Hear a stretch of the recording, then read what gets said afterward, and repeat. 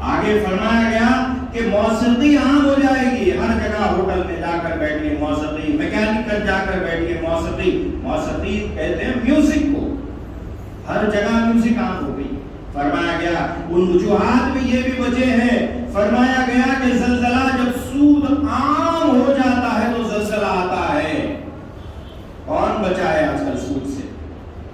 اگر آپ کی جیب میں مال ہے، آپ کی ضرورت پوری ہو جاتی ہے تو اس مال پر آپ کے بھائی کا اور دوسرے کا حق ہے، لیکن اللہ نے آج جس کو مال دیا ہے وہ یہ سمجھتا ہے کہ یہ مال میری محنت کے نتیجے میں، اور وہ محنت کا مال سمجھ کر اپنے مال پر سانپ بند کر بیٹھ جاتا ہے اور اپنی تجوریوں میں اور اپنے بینک اکاؤنٹ میں وہ مال کو سڑاتا ہے، اور اس کا دوسرا بھائی جب اس کی ضرورت پیش آتی ہے تو وہ بینک کی لائن میں جا کر سود پر پیسے حاصل کرتا ہے۔ لوگ سونا رہن رکھا کر پیسہ حاصل کرتے ہیں، جب وہ سود پر رقم حاصل کرتا ہے تو جب وہ گنہگار بنتا ہے تو اس کی اس گناہ میں وہ مال رکھ کر مدد نہیں کرنے والا بھی شامل ہو جاتا ہے۔ بتایا جاتا ہے کہ زنا جب زنا عام ہو جاتا ہے تو اللہ کا عذاب آتا ہے۔ کئی ایسی قومیں ہیں، کئی ایسے ممالک ہیں جو اس بات کی مثال ہیں۔ بھائیو، بزرگوں، دوستو، نوجوانوں، یہ شرعی وجوہات بتائی گئی ہے جس کی وجہ سے یہ آتا ہے۔ اب آئیے آگے بڑھتے ہیں کہ طبی وجوہات کیا ہے یا پھر سائنسی وجوہات کیا ہے، اس پر بھی بات کرتے ہیں۔ بتایا جاتا ہے کہ اللہ نے جب یہ زمین بنائی تو زمین کے اندر اللہ نے ایک مغناطیس رکھی، ایک میگنیٹ رکھا جو آپ کو اور مجھ کو اس زمین پر ٹکائے رکھا۔ جب آپ اس کی حدود سے اوپر چلے جاتے ہیں تو آدمی اڑتے رہتا ہے، چاہے اس کا کتنا بھی وزن کیوں نہ ہو۔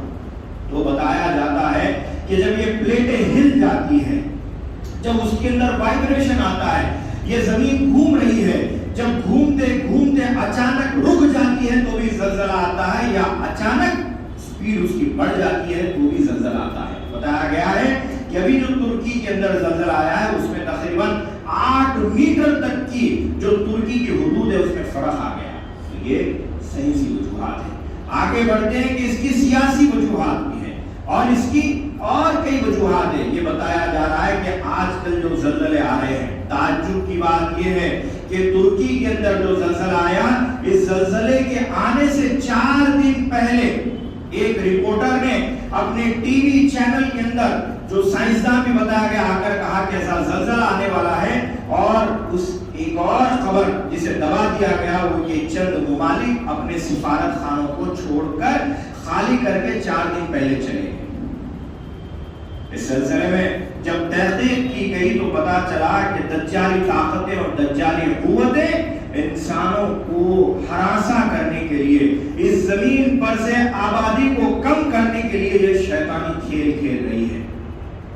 بتایا جاتا ہے کہ سائنسی ٹیکنالوجی جسے ہارپ ٹیکنالوجی بتایا جاتا ہے، اس کے علاوہ بہت سے ایسے گیسز ہیں جو کہ آسمان میں چھوڑے جاتے ہیں اور بادل پک جاتے ہیں، اور اسے کلاؤڈ بسٹنگ کہتے ہیں۔ بادل پھٹ کر گاؤں کے گاؤں بہ جاتے ہیں، جو کہ نارتھ انڈیا کے اندر بعض جگہوں پہ ہم نے دیکھا ہے۔ ہم اس بات کے چشمدید گواہ ہے۔ بتایا جاتا ہے کہ اسے ٹیکنالوجی کے ذریعے زمین کے اندر اور سمندر کے اندر تپش پیدا کر دی جاتی ہے، اس کے اندر موومنٹ پیدا کر دیا جاتا ہے، اس کے اندر حرکت پیدا کر دی جاتی ہے، جس کی وجہ سے زلزلے کی شکل میں لوگ مر جاتے ہیں۔ دنیا کی تاریخ میں سب سے بڑی سازش اپارٹمنٹس۔ آپ سن کر تعجب ہو رہے ہوں گے کہ ارے آج خطیب صاحب کو کیا سدھرا، اپارٹمنٹ والوں کے اوپر بات کر رہے ہیں۔ دنیا کی بڑی سازشوں میں ایک سازش اپارٹمنٹ، یعنی جو آدمی زمین پر رہ رہا ہے۔ جائیے جا کر امریکہ میں دیکھیے، جا کر یورپ میں دیکھیے کہ مکان ہوگا بھی تو گراؤنڈ فلور ہوگا، فرسٹ فلور ہوگا رہنے کے لیے، آفس کی بات الگ کر رہا ہوں میں، لیکن سامنے ایک یارڈ ہوگا، پیچھے ایک یارڈ ہوگا، سامنے پارکنگ پلیس ہوگی، پیچھے ان کا اپنا چلنے پھرنے کے لیے ہوگا۔ لیکن ان ممالک کے اندر آج ہمارے پاس ایک ایسا کلچر دے دیا گیا کہ گراؤنڈ فلور پہ پارکنگ ہو گئی، فرسٹ فلور پہ 4 فلیٹ، سیکنڈ فلور پہ 4 فلیٹ، تھرڈ فلور پہ 4 فلیٹ، یعنی 20 سے 30 فیملیز ایک ہی اپارٹمنٹ میں۔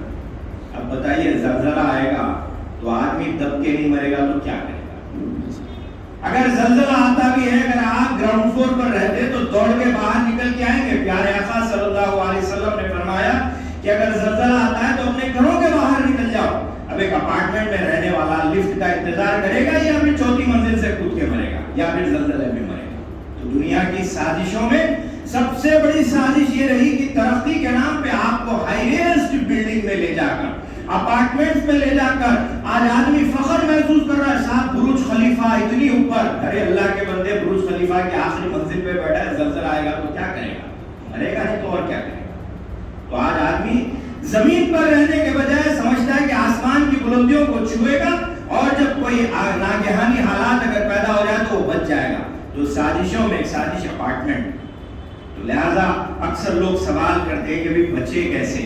تو بچے اس سے جو کہ قدرتی طور پر آپ کو کرنے والے کام ہیں. آپ نیچر سے, آپ قدرت سے دور جا رہے ہیں, آپ زمین سے دور جا رہے ہیں. لوگ پہلے زمین پر پیر رکھتے تھے تو زمین پر پیر رکھنے کے نتیجے میں نہ شوگر تھا, نہ بی پی تھا, نہ کچھ بھی تھا. آج ہم ترقی یافتہ قوم کے نام پہ اٹیلین ٹائلز لا کر بچھا رہے ہیں, پوری بیماریاں گھر میں آ رہی ہیں, پوری بیماریاں گھر میں آ رہی ہیں. آج ہم یہ کہہ رہے ہیں کہ نہیں صاحب میرے پاس تو اٹیلین جو ہے ماربل ہے, جتنے آج گھٹنوں میں درد ہے اسی ماربل کی دین ہے, اسی ماربل کی دین.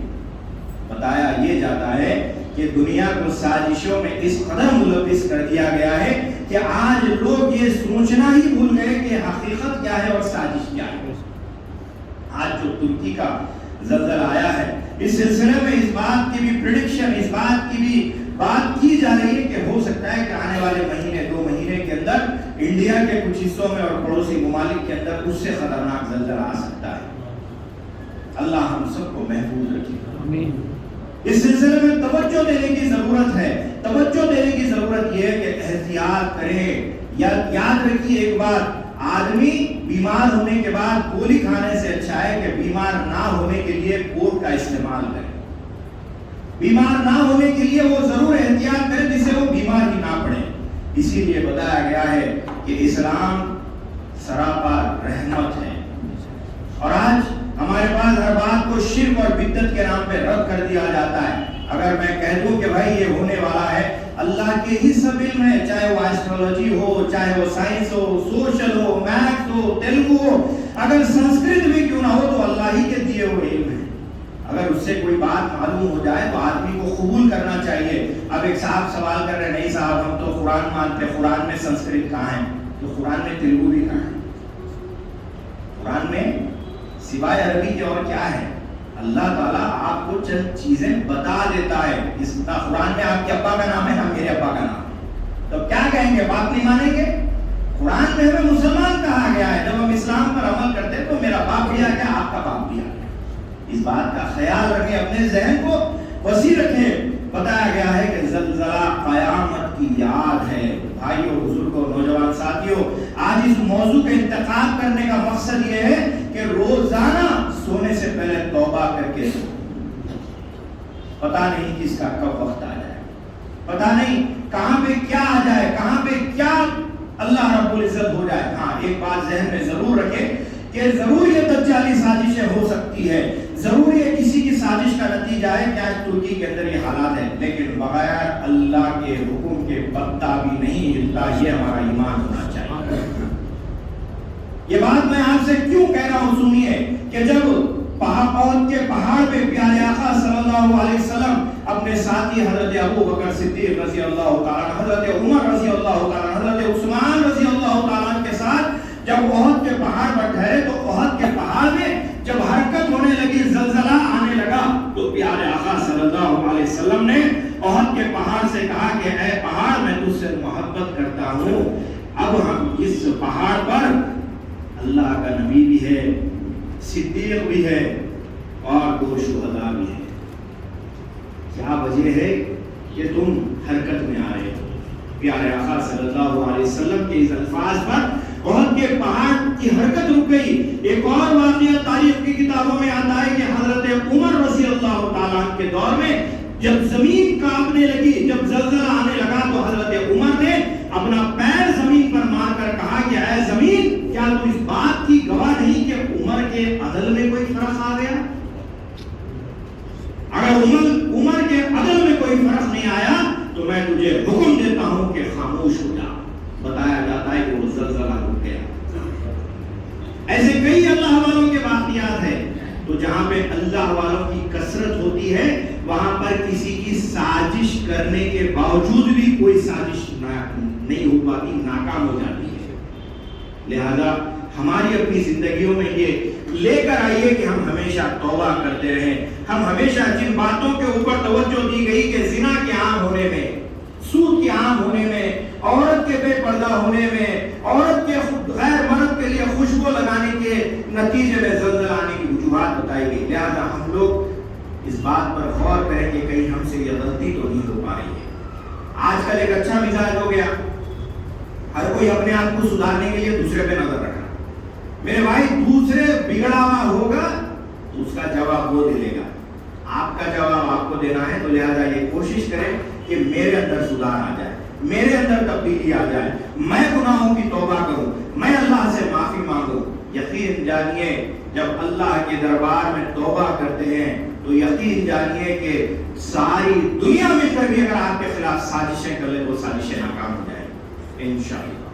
اللہ رب العزت سے دعا ہے کہ اللہ رب العزت ترکی کے اس زلزلے میں جو لوگ شہید ہوئے ہیں، یہ شہید شہادت کا درجہ ہے، اللہ رب العزت ان کے درجات کو بلند فرمائے. اللہ رب العزت آنے والی ناگہانی حالات سے ہمیں بھی محفوظ رکھے.